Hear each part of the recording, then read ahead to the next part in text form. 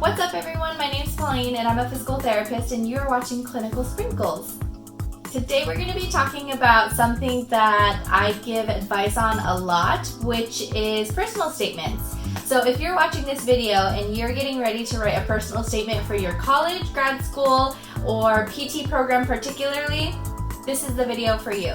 So one of the biggest things that I see on personal statements is that people do a good job of giving information, but what they're not doing is showing who they are versus them telling the reader what they've accomplished, or it's just very statement-like.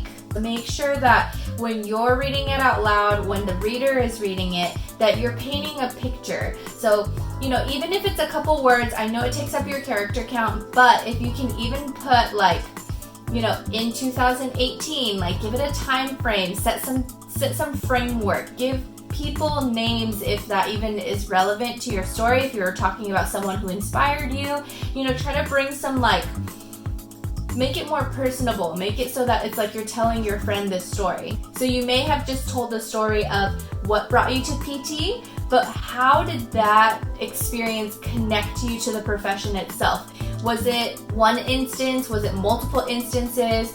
Was it multiple people that inspired you? So make sure that you're being very clear on the why and the how. Those are going to be the things that make you really stand out when you're doing the show versus tell, but showing that you're interested in physical therapy because of all the participation and volunteer activities that you do, all the observation hours that you've accomplished, all the compliments you've gotten from your superiors or people that have observed you do a really good job. Bring that in. Bring your, not just hey, I'm gonna do a good job. It's be hey, these people told me I do a good job and this is why they say I did a good job, or even this is how I did a good job. Ask yourself that next level question of, am I explaining why, or am I even explaining how I'm trying to get my message across, or how I'm gonna influence the physical therapy profession or whatever healthcare profession you're going to go into. Make sure that you're taking it to the next level. Some other tips just at the end of it: make sure you're reading it out loud. Make sure you step away from it for a period of time so that you come at it with your own fresh eyes.